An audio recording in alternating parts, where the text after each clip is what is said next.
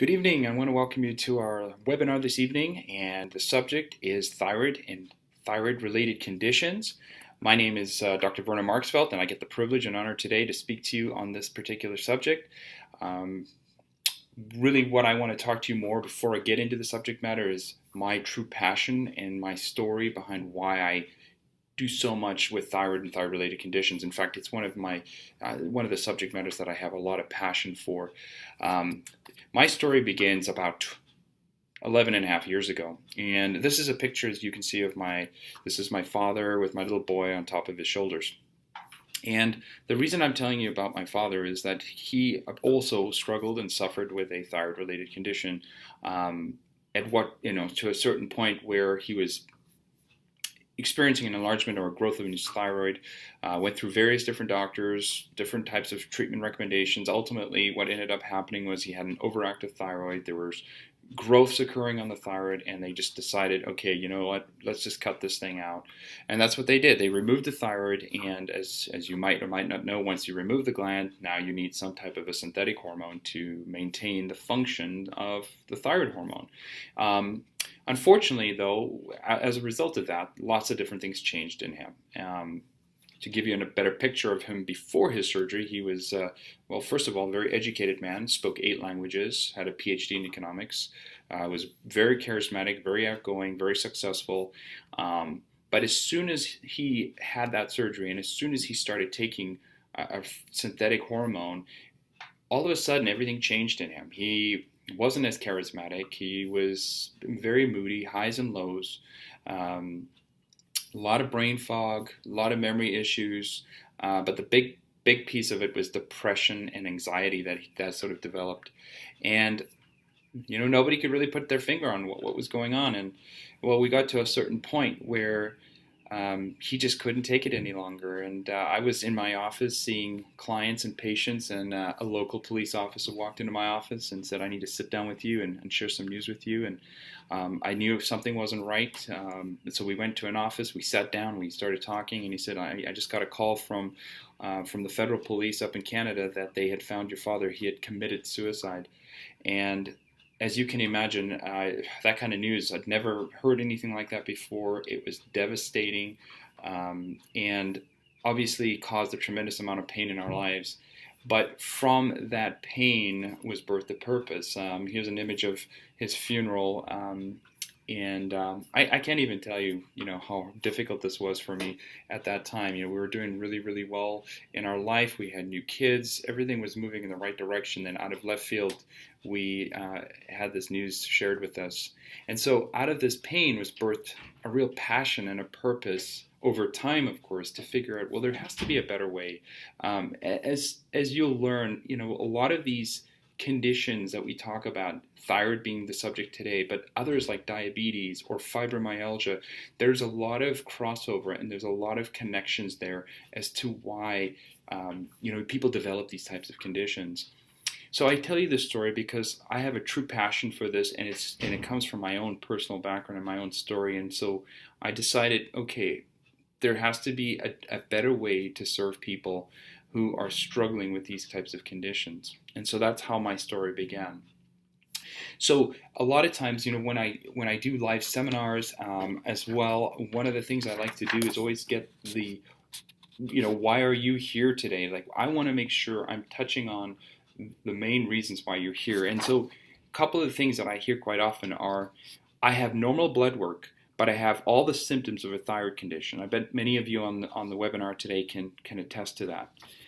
I have others say things like, despite doing everything my doctor tells me to do, I'm getting worse. So in other words, they're following recommendations or protocols, taking the medications, doing whatever they're told to do, and yet they're not getting any better, they're getting worse.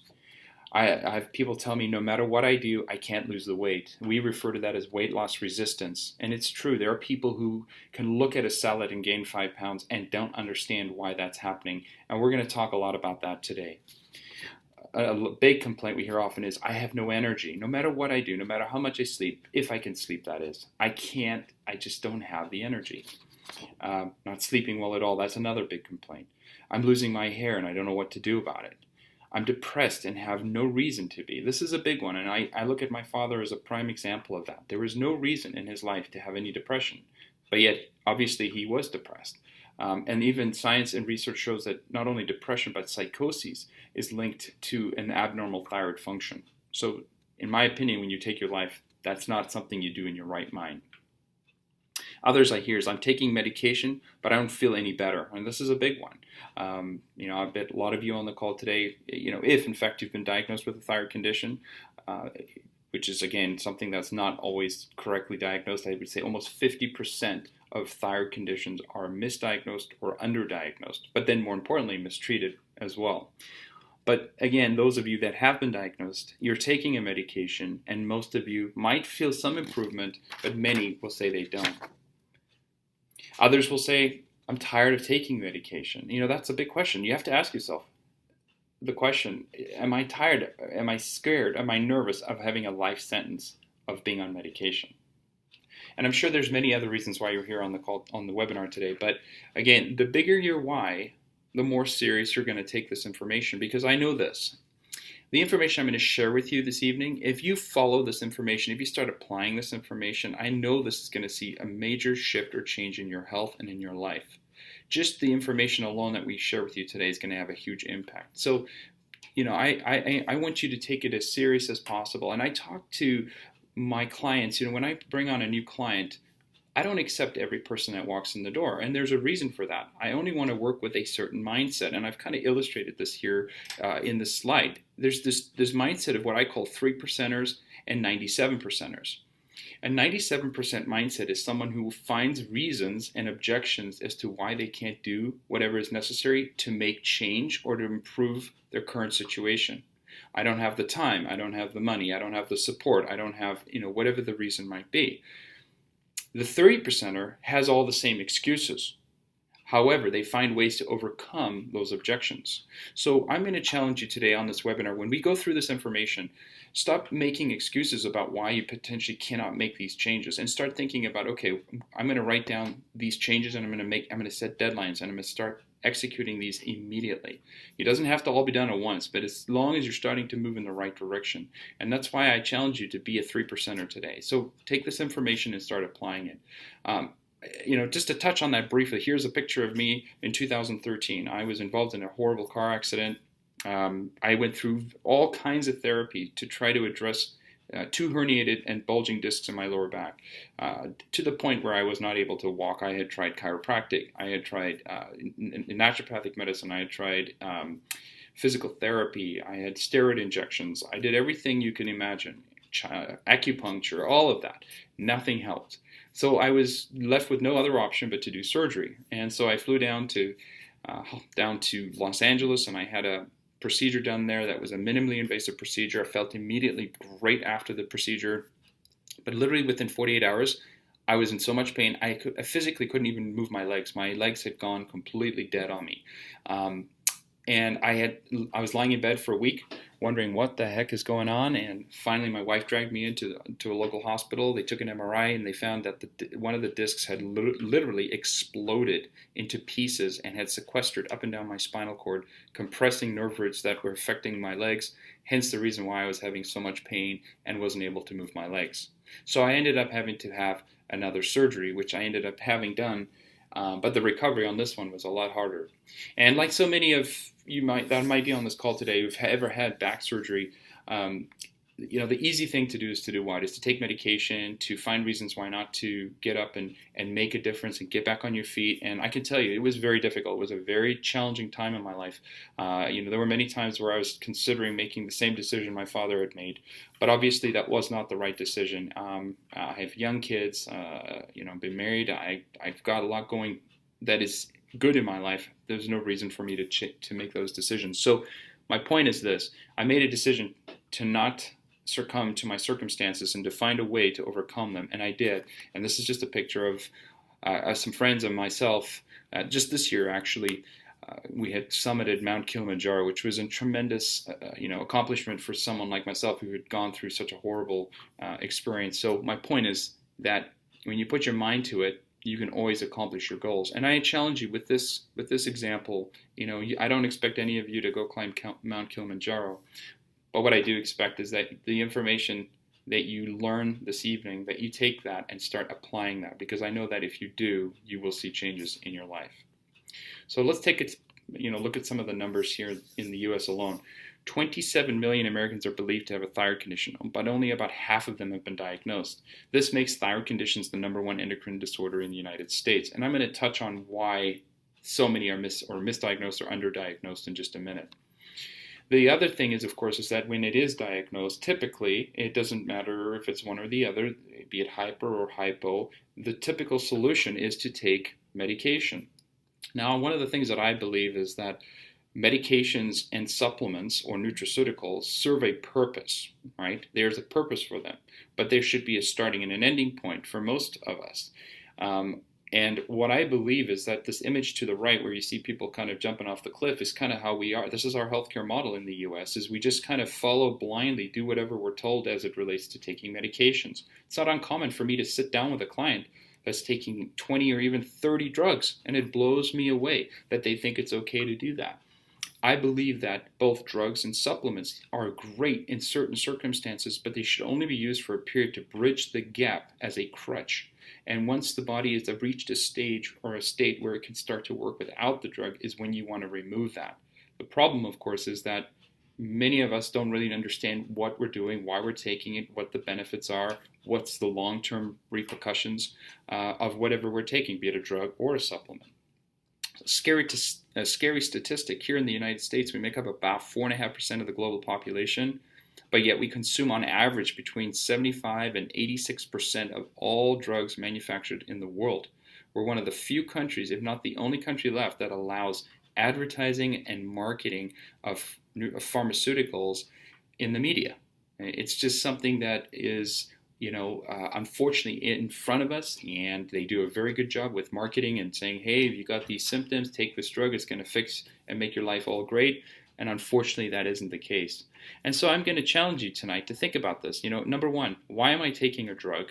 Number two, how long am I supposed to be taking this drug? Number three, am I concerned or fearful of being on a life sentence of medication? And so I believe that, the answer to that should be, well, no, I don't want to be on this medication. And no, this is not the solution, because for some of you who have been taking medication, it hasn't been the solution. So there has to be something else. Let's take a look at some of the other collateral damage associated with thyroid disease, even when taking medication. Obesity, or what I call weight loss resistance. Blocked aorta, heart attacks. Now again, this speaks to cardiovascular disease. Depression, psychoses, seizures, memory loss or brain fog, word reversal. That's very, very common. I'm seeing this more commonly now with younger people. Mood swings and changes, perimenopause, weight gain despite diet or exercise. Again, this is another one. And I'm going to quickly just touch on that right now since it's up. Your inability to lose weight has very little to do with the diet or exercise. In fact, in some circumstances, the exercise part of it can make your ability to lose weight even more difficult. Weight loss speaks to two concepts. Number one, hormone resistance, and number two, dysfunction and toxicity in the body. Those are the two things. I challenge those of you that have lost some weight. You've probably plateaued and not been able to lose any more, or when you lose some weight, you rebound very quickly. In my opinion, that's not a healthy or a natural way of losing weight. There's a much better way, and we're going to talk about that. Sleep trouble, or the inability to sleep, or waking up between 1 and 3 in the morning. This is a common complaint, and we're going to teach you why that is, so hang tight on that. Fatigue, that's a big one. Hot flashes, cold hands, feet, or cold in general. Again, the depression, thinning of your hair, losing your hair. The outer third of the eyebrows is a common complaint. Brain fog, short-term memory issues, dry skin, thin brittle nails. Infertility is massive. This is one that I see a lot with my clients that are in their late 20s and early 30s. And then digestive issues, irritable bowel syndrome, constipation, diarrhea. These are common symptoms associated. And I share this with you because some of you might be having some or all of these symptoms, but haven't really connected the dots. What's even more powerful is when we take an inventory of people in a live seminar, How many of you here today have these symptoms? Almost everybody puts their hands up, and there's several hundred people in the audience.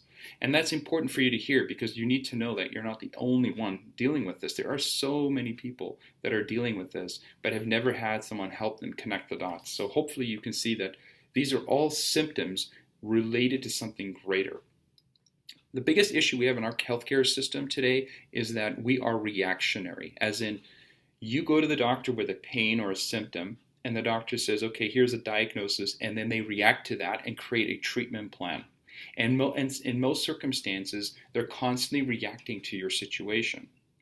We're here to teach you that there's a much better way of dealing with this, and we refer to that as a proactive model. So if you were to visualize a stream, and if you were to look at the end of the stream where the stream is flowing and providing water to, let's say, a patch of grass, right? That grass is nice and green provided the water flows to it. But if something blocks that water supply, that grass will eventually change or die. Now that would be a condition or a symptom or a disease. It's not the grass's issue, or the symptom for that matter. It is the fact that there's been something that's come in and interfered with that water supply to provide water to that grass patch. But if we go upstream in the river and we look for something that's blocked that water supply, that's what we're looking for when it comes to our clients. There's things that have come into your health, different stressors, different exposures that have caused the body to shut down and start to express these types of symptoms. So a better model is to be proactive, and we're going to talk a lot about that today. So again, hang on and we'll get to that. So let's ask the question, well, what's the solution? Well, I guess it depends on who you talk to. Some will say it's genetics, and I'm here to say yes, there is some genetics involved. Every person has a genetic predisposition to a condition of some kind, be it diabetes, thyroid, some other form of autoimmune conditions, and we're going to talk about autoimmune in just a bit. So genetics does play a role. But what about getting too old? How many of you get this excuse? I'm just getting old. Or your doctor will say, well, you're getting older. I mean, I got to be honest with you, that excuse doesn't work for me anymore. I get a lot of people who come into our office who I do a lot of these, virtual appointments with, who are in their, teens, 15, 16, 17, 18 years of age, more and more and more of those people. So this excuse of just getting old doesn't work. I tell all my clients this: if you have a will, and if there's a way, you can always get well. Age only plays into account because of the fact that over the course of your life, you've bioaccumulated certain stressors that cause the body to break down. But it's not the age that's causing that. It has to do with what's come into your health over the course of those years. That's a very important distinguishment. And number 3, lack of hormones. This is one of my favorites. Like, oh, let's give you a bunch of hormones. That's the issue. I want you to visualize this. If you were to drive by a gas station and you saw a guy or a gal pouring gas on their car, and then get in the car and decide to drive off and see if they could go from A to B, you'd look at them and go, what on earth is that person doing? And this is the same concept that I try and teach my clients, is that the issue isn't the fact that you're not necessarily getting those hormones into your system. It's an issue of those hormones aren't doing the job that they're supposed to do and how it's affecting you on a cellular level. So I let the cat out of the bag there a little bit, and we're going to talk a lot today about cell function and how that all works. So again, is it a lack of hormones? In many circumstances, this is not a good reason. For example, let's just think about some of you that are on this webinar tonight who have taken hormone replacement therapy and yet still have all the symptoms. So what's the answer there? If you're taking all these hormones and I'm still not feeling any better, well, why is that? And so we're going to touch on that in just a second. But the truth is this: there's always a cause. And when you figure it out and you remove it, the body can heal itself. I'm here to challenge you tonight. If you don't believe the body can heal itself, then this information isn't going to do you any good. I think that the thing that most of our clients don't understand until we actually sit down and start talking about it is that our world that we live in is very different than it was even 30 or 40 years ago. And as a result of what we've done to our world, this is what's causing the body to stay in a state of dis-ease, or that's where the word disease comes from. It's not in a state of ease. But when you figure this stuff out and you create a plan to remove those things, the body can heal itself. So let's talk about this concept of what's the cause. I refer to this as a three-legged stool. Part of our program when working with different clients is to do 2 things. 1, to help them. 2, to educate. Education is very, very important, because if we can educate you and you are now equipped with true knowledge, you can make better decisions for yourself. So with teaching, I think it's important to keep concepts simple. Okay, so that's why we're going to use a very simple analogy here called, and I refer to this as the three-legged stool.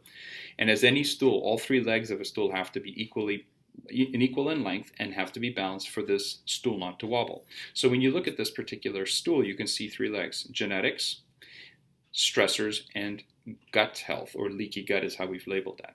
So let me touch on the first one. Genetics speaks to the fact, like I said earlier, we all have genetic tendencies or weaknesses.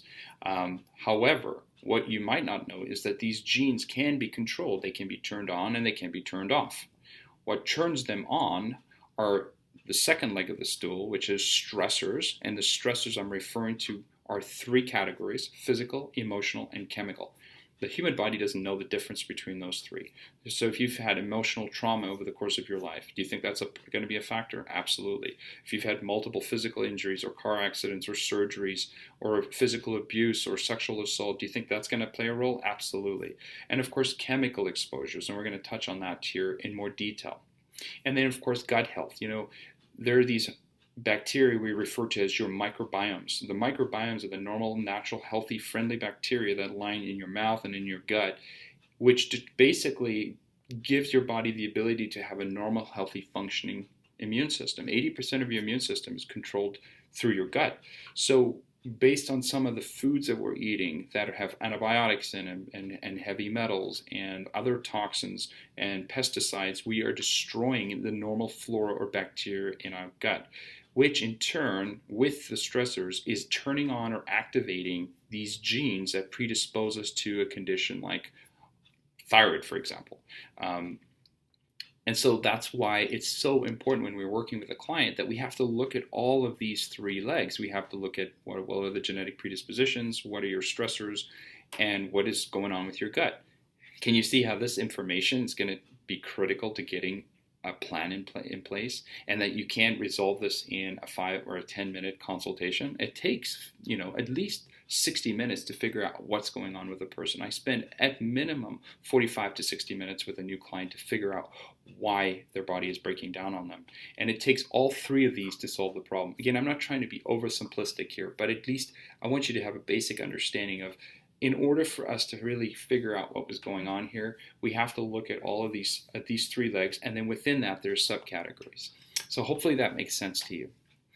I've got a couple of things I want to go over here, uncovering the truth as it relates to hormones such as synthroid, levoxyl, and many other synthetic hormones. Is this your only answer? Well, the truth is that 80% of the time, thyroid hormones do absolutely nothing to relieve your symptoms, and therefore obviously are not fixing your condition. I mean, think about this. If a medication is fixing your condition, shouldn't there be a starting and an ending point? Well, most people are on them for the rest of their lives. So is it really fixing? I would say no. The other thing to consider is that 80% of these hypothyroid-related conditions are autoimmune, which classically is Hashimoto's, and will not respond to synthetic hormones such as Synthroid. In fact, there are people who say that there's 6 variations to Hashimoto's, and there's about 22 variations to hypothyroid.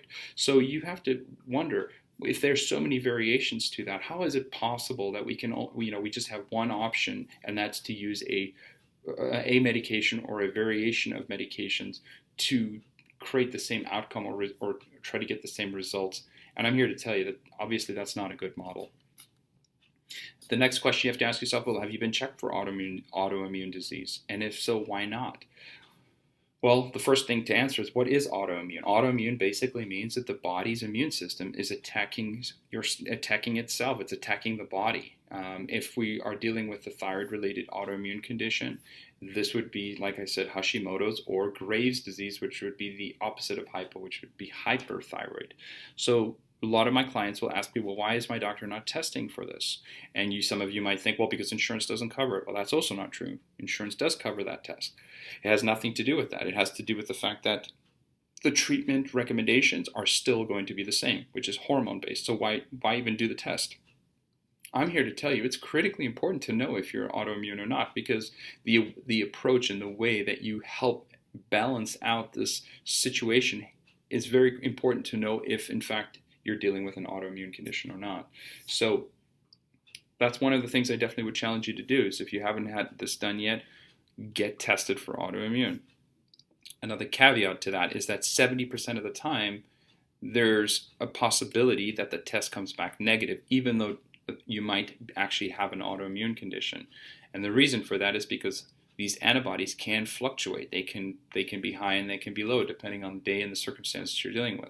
So especially in the early stages of an autoimmune condition, it might not show up on a blood test.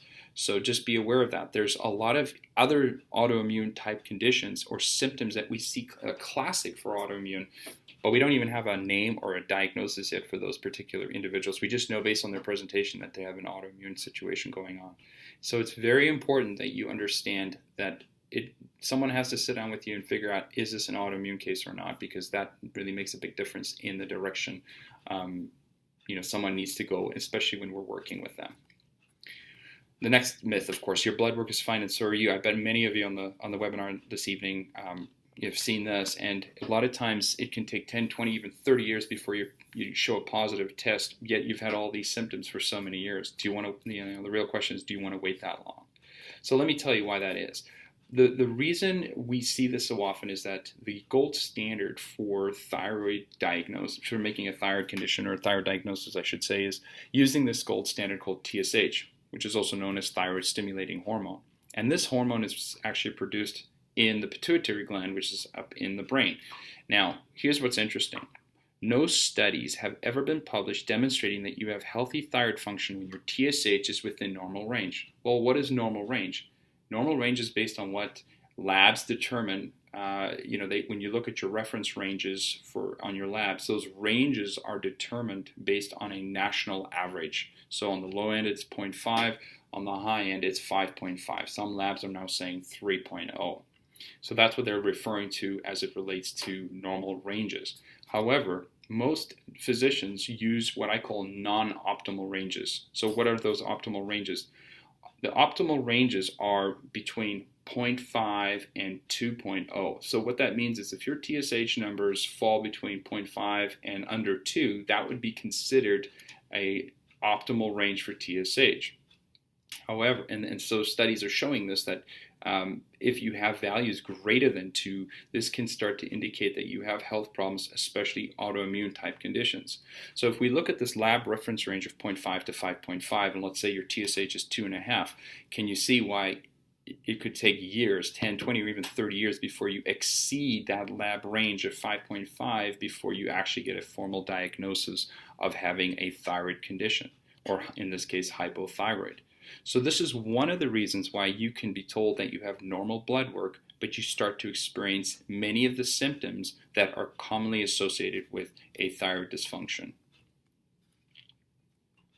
The other thing that could be going on is that free T3, which is the active hormone that tells the cells what to do, cannot get its message into the cell because of what we refer to as blunted hormone receptors. I'm going to go into this in just a second. We refer to this as hormone resistance. You've probably heard of terms like insulin resistance. Insulin resistance is the same thing as hormone resistance. That's why the term has been sort of rephrased, because what we're learning is that if you're resistant to one hormone, you're more than likely resistant to all hormones. Another issue could be that the body is not able to convert T4 into active T3, which might make the blood work seem normal. This conversion process primarily happens in the liver. So when we're working with people, it's critically important to look at the liver to see if there's any liver congestion, which is not liver disease. Liver disease, liver pathology, fatty liver, these are common terms that you might or might not have heard. But above that, we have to look at this congestion issue that happens in the liver. And what I mean by that is that the liver has many functions. It's where the body regulates glucose. It's where the body produces cholesterol. It's where the body converts T4 to T3. And of course, it's your number one detox organ in the body. So if you have things flowing through your body and they're being filtered through the liver, it's kind of like having a dryer that builds up lint. And if that lint's not removed, the efficiency of the dryer goes down. And that's exactly what happens here with a lot of people. They get this congestion building up in the liver, which in turn can affect the minerals that are required for this conversion process and the enzymes that are required. So that could be another reason. One that you might have not heard of is something called reverse T3. All stress, physical, chemical, and emotional stress, produces high levels of reverse T3. Reverse T3 is a byproduct in the liver. When T4 is flowing through the body, it produces a certain amount of T3, which is the hormone that the cells need, and a certain percentage of reverse T3. Now, reverse T3 is required in certain circumstances to preserve energy for healing, but it should only be intermittent. If it's something that's chronic, as in your body is producing an abundance of this reverse T3, you get into what we call a state of reverse T3 dominance. So when we look at a cell and we look at the receptors that are specific to thyroid, those receptors are blocked by this reverse T3 hormone that has absolutely no positive or beneficial effect on the cell, blocking out that T3, and that could be another reason. So this is another one that I see quite often, where people will have normal blood levels. Their T3 would be normal. Their TSH would fall right within that optimal range. T4 looks good. They don't have any, their thyroid peroxidase for autoimmune is within normal limits. But then we look at the reverse T3, and now they are reverse T3 dominant. So this is another reason why you could be having all the symptoms of thyroid yet have normal blood work. So it's very important to understand that you got to look at a variety of different blood tests, and this is just on the subject of thyroid. I hope you're starting to hear this underlying message that the body works in synchrony. There are multiple components involved, and you can't just ignore the liver or some of these other areas like the gut and just focus in on the thyroid, because that might not be the real issue. So I want to talk to you, I hope you're learning something here, and this is probably one of the most important things I'm going to go over right now, and this is discussion of how the cell works, because we have a saying, and that's this: if the cell works, if we can fix the cell, the body can get well. And this speaks to what I was talking about earlier, which is being proactive.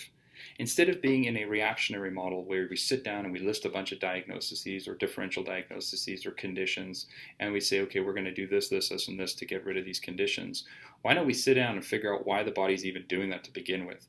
And the only way to do that is to look at you on a cellular level. So here's my very archaic diagram of a cell, and I'm sorry, it's not my skill set, but what we're looking at here is this circle, which would represent the cell. Now, the cell membrane would be that blue line or the blue circle, and it is what we refer to as a bilipid layer. It's made up of saturated fat and cholesterol, the two very things that you're probably told not to consume, which again is not the right information. The little black lines that extend off that circle are the cell receptors, which we refer to as lipid rafts. Again, they're made up of fat. And then you see the L and the T3 and the I. These are just examples of hormones. Leptin, which is the hormone that tells the brain to use fat for energy, or insulin is the hormone that transports glucose into the cell, or T3 is the active hormone that has an effect physiologically on the cell. Keep in mind that every single cell in your body has thyroid receptors, so we know it's a very important hormone. So in a normal, healthy cell, T3 can bind and attach to a receptor, which in turn can cause the cell, create an effect in the cell. The net effect is that the cell now produces a bunch of energy. This is very, very important. Your body is like a high-end, working machine, and it needs a lot of energy to function. And so what happens is when you make energy, just like if you make a fire, you're going to have a byproduct, waste products, toxins, and that's exactly what's happening in the cell. So the body has this great innate ability to grab these toxins and remove them from the cell so that they don't cause any challenges or problems in terms of your overall health. The very thing that will help to remove these toxins is something we refer to as glutathione, which is abbreviated GSH. Now, glutathione is an extremely powerful antioxidant, and it's a natural chelator. It naturally chelates and removes these toxins from the cell.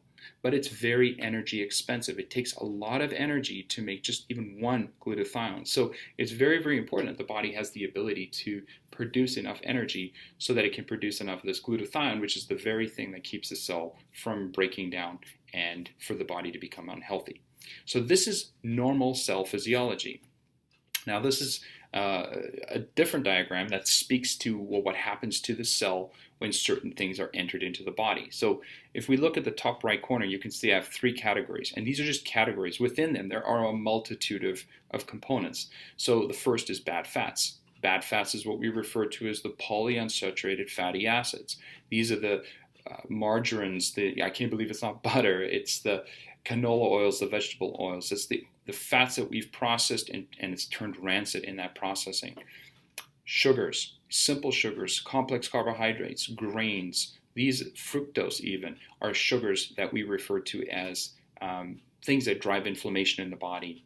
And finally, toxins. Toxins is a huge category. We've got biotoxins, and biotoxins are a byproduct of infection. So if there's been issues with, let's just use an example of having tooth decay or root canal issues, or any other dental issue, or infection in the body period, or Lyme's disease or mold exposure. These all produce biotoxins, and they all have a physiological effect on the cell.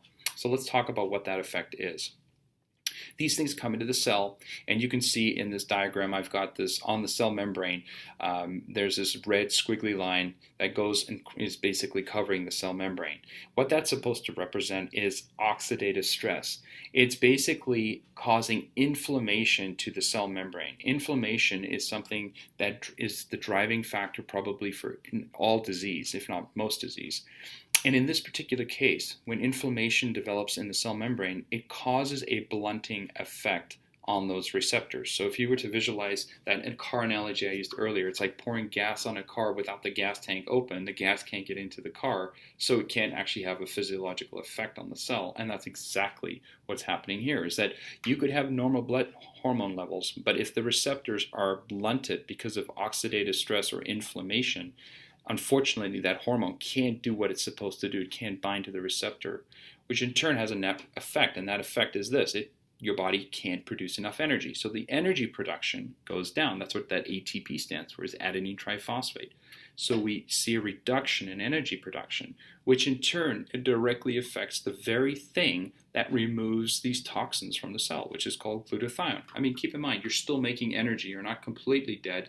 You're still working to some degree. So your body is still producing some energy, but it's not producing enough of it. So what happens is that these toxins, the byproduct of energy production, start to build up and accumulate inside the cell. And that creates a state we refer to as hypoxia. It's the lack of oxygen. Now think about this. If you get into an environment where you start to lose oxygen, what starts to happen? Exactly, things start to change, things start to break down. So when you're looking at this diagram, over time what happens is the body goes, oh, the cell is changing, there's something wrong with it, and it's not working efficiently. Let's get rid of it. So the body starts to destroy these cells. They start to die off at a rapid rate. And that in turn starts to create these premature aging symptoms that you see. The things like hair loss, the dry skin, the brittle nails, the symptoms that you shouldn't see in your teens, your 20s, your 30s, your 40s. Something that's reserved typically for people in their late 80s or 90s. So that's what we mean by that, these premature aging symptoms. That's a net result of what's happening inside the cell. So that's one case. The other side of it, of course, is that over time, mutation will occur. Mutation is what we refer to as cancer. And when somebody develops cancer and passes from that, they don't die of cancer, they die of organ failure. It's this hyperproliferation of a non-working cell. That's exactly what's happening here.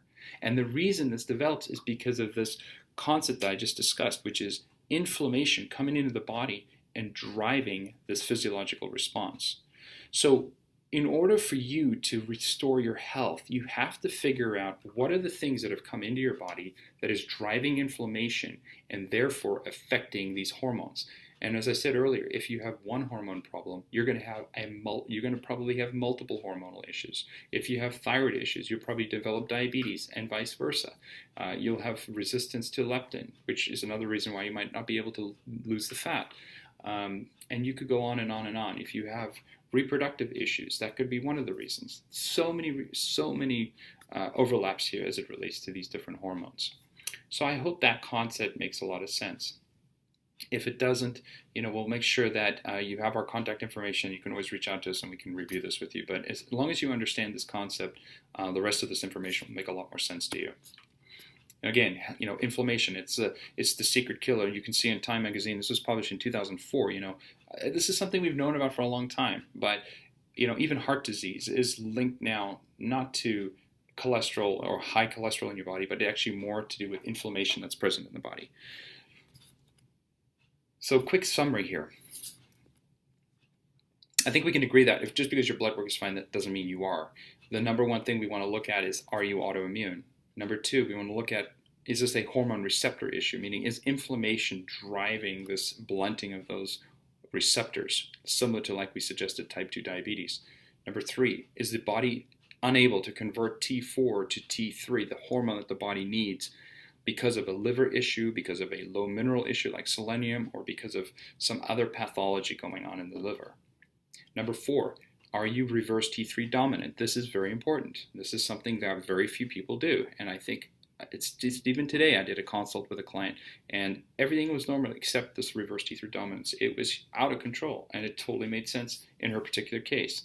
But what caused this? Were chemical, emotional, physical stressors. Okay, so this is something that we need to look at. So it's important to make, number 1, get the right tests.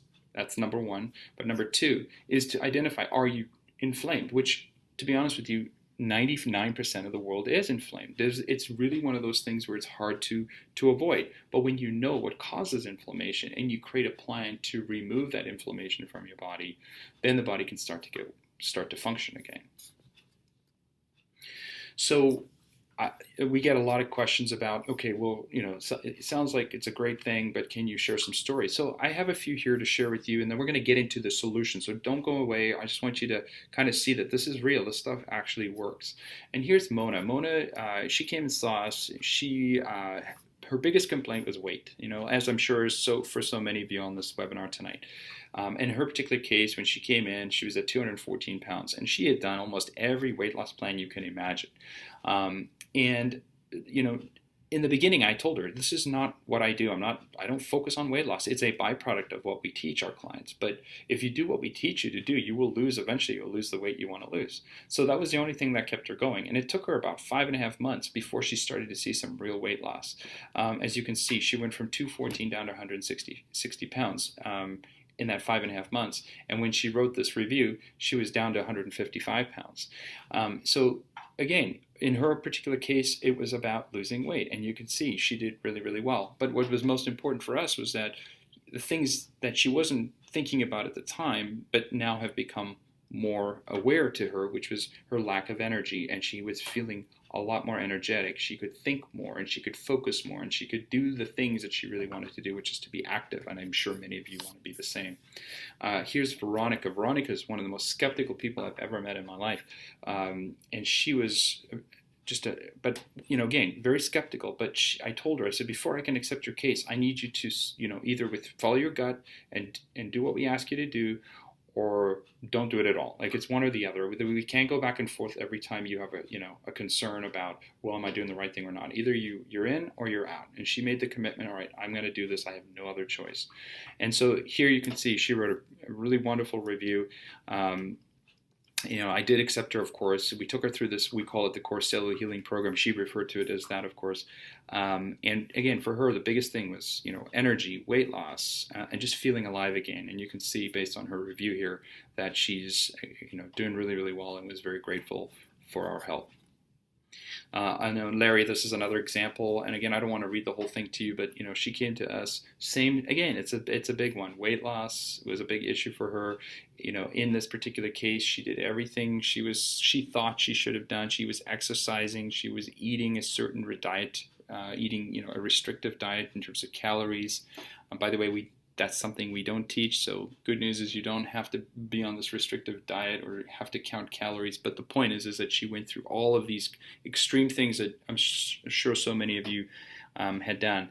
And so she went through this process and she actually gained weight. And that was her biggest frustration.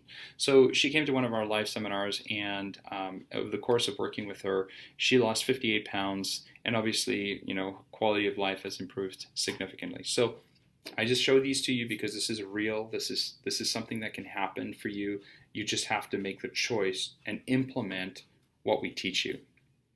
All right, so now let's talk about the solution. So we talked about some of the reasons why you might have a thyroid condition, but really you're not sure because the diagnosis hasn't been made, connection of symptoms. But let's talk about some things that you can now start doing to really make a difference in your life.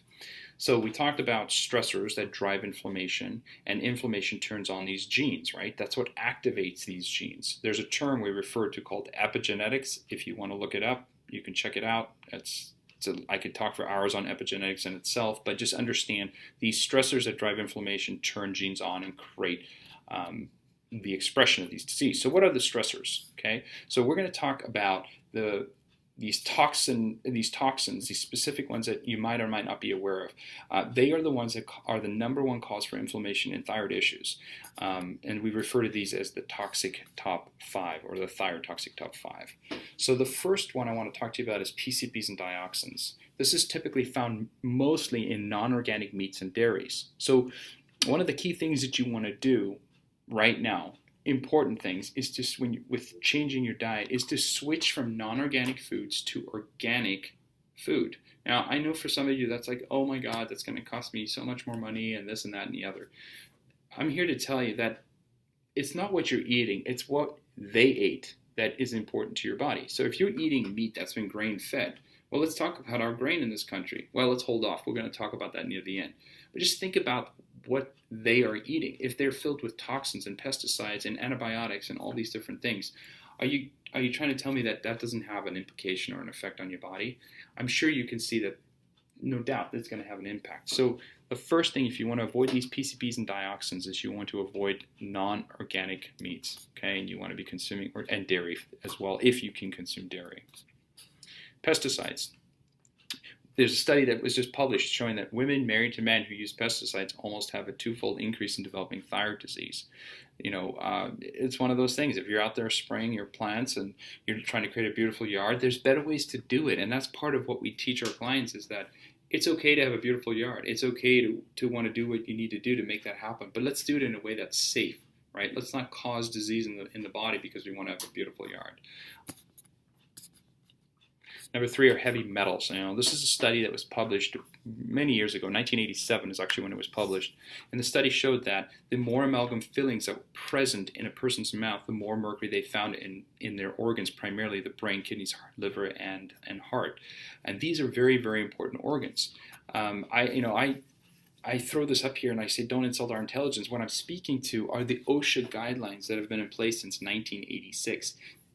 What basically speaks to this: when a dentist or a dental hygienist is working and removing dental scrap amalgam material out of your mouth, there's some practices that they have to follow. Number 1, they're not allowed to touch the amalgam material with their hands. They call it a no-touch technique.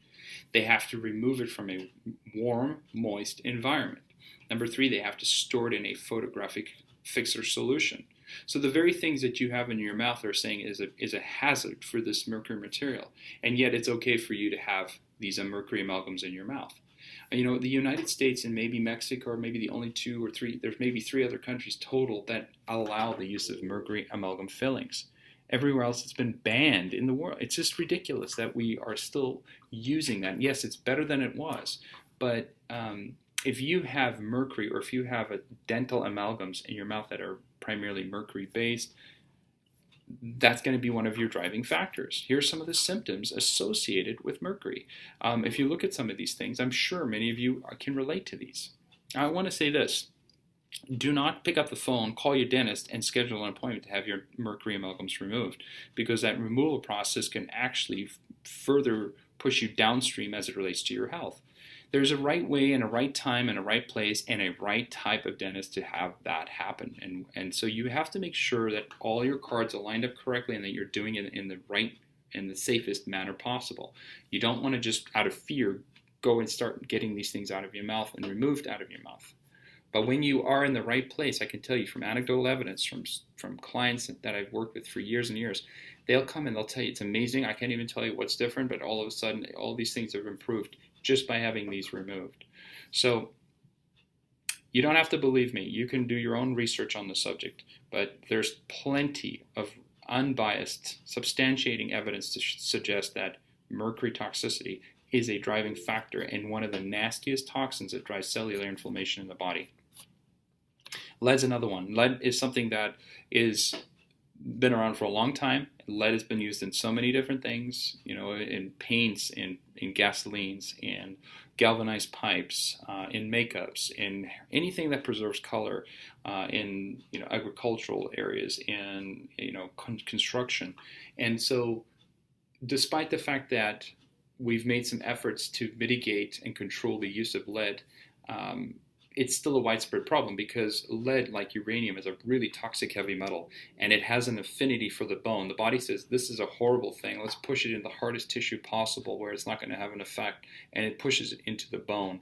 So when you see here that the number one source of lead toxicity or exposure is your mom, it's because when you're pregnant, or when your mom's pregnant with you, I should say, there's a release of calcium that's coming out of the bone. Well, not only is the calcium being released, but so are the heavy metals.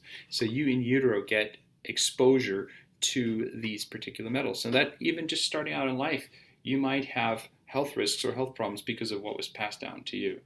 So it's important to know, are we dealing with a heavy metal issue? And that's why with all our clients, when we start the relationship, we have you go through a process of doing a provocative urine test to see what your metal levels are, and there's about 20 metals in total that we look at. It's a very simple and straightforward test, but it gives us a lot of information, and it gives us, again, the causes. Remember, it's what's upstream that matters. It's not what's going on downstream, it's what's going on upstream that's causing those downstream issues. So this is what we want to be looking at, is just outside of mercury and lead, which are the two most common metals, there's others, of course, that we need to take a look at.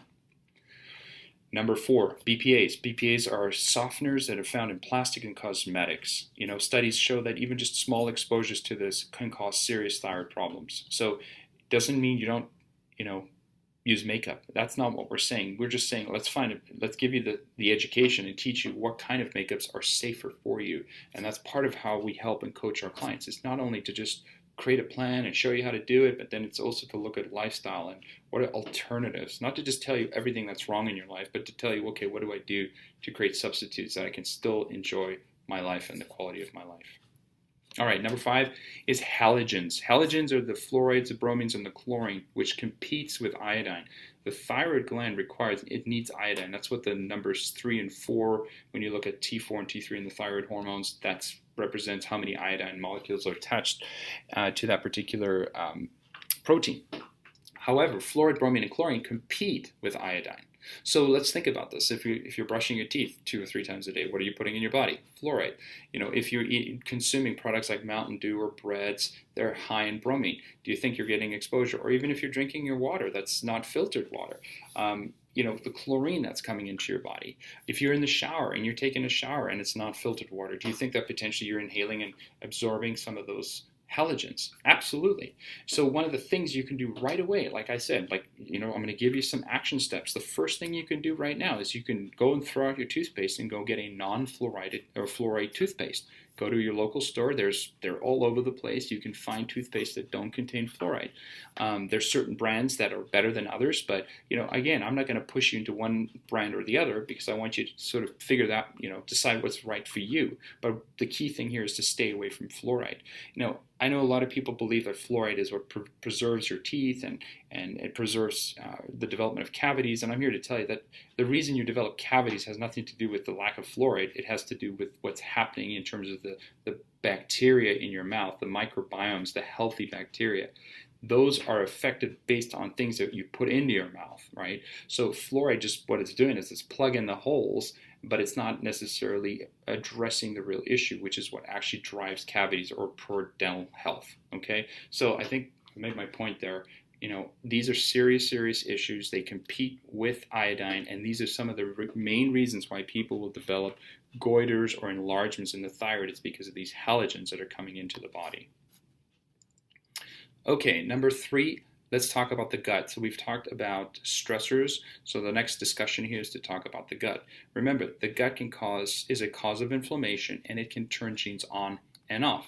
So let's take a look at this picture right here. You can see this bucket that has these holes. You've heard of potentially a term called leaky gut. Well, what is leaky gut? If we take a look at this picture to your right here, you can see there's this very interesting looking diagram, and you can see there's a space between those two little nodule looking microvilli, and there's this space that's been created. Well, when we look at a normal healthy intestine, if we take a look to the left or the right of that space, you can see that colon, there's junctions that are very, very, very tight. So things can't necessarily leak in and out like they would if, for example, in this case, the gut is spread apart. And that's what leaky gut means, is that things leak out of the small intestine into the body, into the blood, that don't belong there. And that's when we start to develop food intolerances. You have to ask yourself a question: why is it that there was a time in your life you didn't have a problem, and then all of a sudden now you can't eat certain things? It's because of this scenario that's come into your gut, where you've developed this leaky gut scenario that's driving a wedge, and things are leaking across into the blood, which in turn produces an intolerance or an immune response, which could be an allergy, and then, of course, it triggers an autoimmune condition. So remember, I talked earlier about how 80% of your immune system is controlled or determined based on your gut health. And this is the example I was referring to. This is where it creates an abnormal response, or an autoimmune response, where the body thinks of those things that are in your colon as they leak out into your blood, that they're foreign, they don't belong there, and so the body responds with an autoimmune, or with an attack on that. The immune system attacks that. And then it can go after certain tissues, like the thyroid, or the joints, like rheumatoid arthritis or psoriatic arthritis. There's other, of course, many other conditions out there, like fibromyalgia. And a lot of this is triggered based on what your gut's doing. Alzheimer's, dementia, these are necrotic changes that happen in the brain. A lot of that's triggered based on your gut health. I know some of you might not have known that. So it's very, very important to take a look at the gut. And again, leaky gut along with food allergies and intolerance are now a known cause of autoimmune and thyroid conditions. So what are some of the major causes that cause a leaky gut? Well, we've talked briefly about heavy metals. So heavy metals will be one of those. Glyphosates, which is the key ingredient you find in Roundup, that's going to be one for sure. It's a nasty drug, or nasty chemical. But also these new grains, the hybridized grains and the GMOs. So grains have been hybridized and crossbred, and this Dr. Norman Borlaug was the one who did that, and he was the one who developed what we call high-yield dwarf wheat. And the reason he created that was to use the argument, well, we don't have to use as many pesticides and insecticides, and the grain is less susceptible to climate changes, so it's going to be better for the farmers. Unfortunately, none of that changed. They still use the same amount of chemicals, but as a result of that, the production, this new hybridized version, produces a higher sugar, which is referred to as amylopectin A. It's extremely addictive. It acts on the opioid receptors in your brain. So for those of you that have tried to stop eating grains and breads and pastas, and you've had such a hard time, to the point where if you stop, you almost kind of lose your mind a little bit, that's because of this amylopectin A, and it has such an addictive nature to it. So unfortunately, because of that, it's also creating the effects we talked about earlier, which is driving severe inflammation in the cell membrane, affecting not only the thyroid gland, but every other system, your cardiovascular health, your liver function, kidney function, gut function. So this is one of those things that is going to cause that. Of course, genetically modified grains and BT corn have also been shown to put holes directly into your gut. This is what drives inflammation throughout the body. In fact, butchers say that guts of GMO-fed animals, they stink, they're discolored, and they have a very, very thin intestine. Here's a study that was done where they looked at 168 just weaned pigs, and half of them were fed organic, and the other half were fed GMO. Well, those that were fed GMO, these pigs were 4 times more likely to get severe stomach inflammation on this GMO diet. So you have to ask yourself your question. I know there's been a lot of hype in the media about genetically modified labeling versus doing it or not doing it. And I'm here to tell you this. Who cares? The simplest thing you could do for yourself is this. Is number one, take a look at what food you're eating. Is the food that you're eating, is it something that grows out of the ground, or is it something that crawls around the earth? And if it's not one of those two, you're probably not it's probably not going to be good for you, regardless if it's organic or not. The other day I was with my son and we were looking at some labels at the grocery store, and you see organic salad dressing as an example. You turn around and the first ingredient is corn starch. That's terrible. That's inflammatory to the body. So there's a lot of mislabeling and misinformation and misunderstanding about what organic and what genetically modified foods are. Simplest way to keep that straight is just to go straight to the source if you can.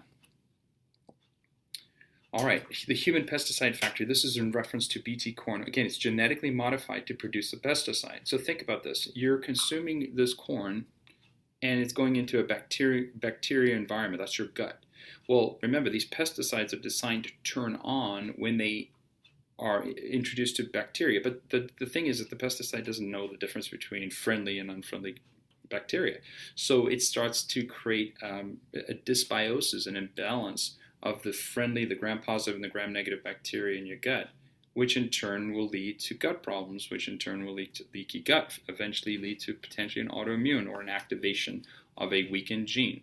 So I know this is a lot of information, but what I'm trying to teach you here is that if you focus in on removing these genetically modified foods from your system, your body is going to work more efficiently.